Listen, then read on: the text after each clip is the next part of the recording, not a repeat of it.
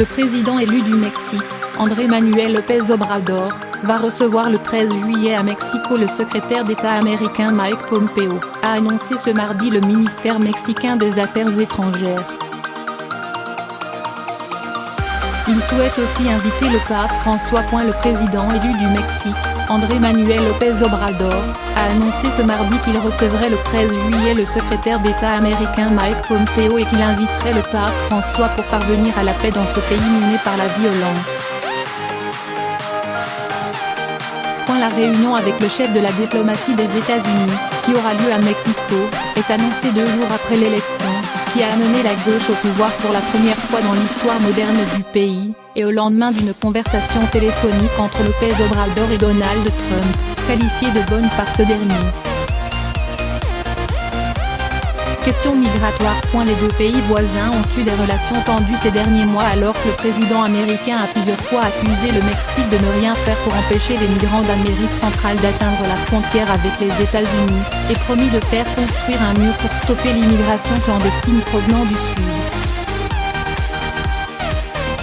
Cette rencontre portera sur des questions migratoires, commerciales, de sécurité et de coopération, a indiqué le ministère des Affaires étrangères, ajoutant que Mike Pompeo verrait aussi le président sortant Enrique Peña Nieto et le ministre des Affaires étrangères Luis Videgaray. Lutte contre la corruption et la violence.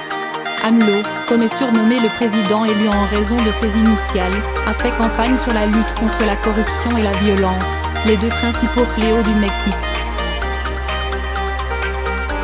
Mardi, après un entretien avec le président sortant Enrique Peña Nieto pour préparer la transition entre eux, il a annoncé qu'il inviterait le souverain pontife afin de définir une stratégie pour parvenir à la paix dans ce pays où la violence du crime organisé a fait plus de 200 000 morts depuis 2006.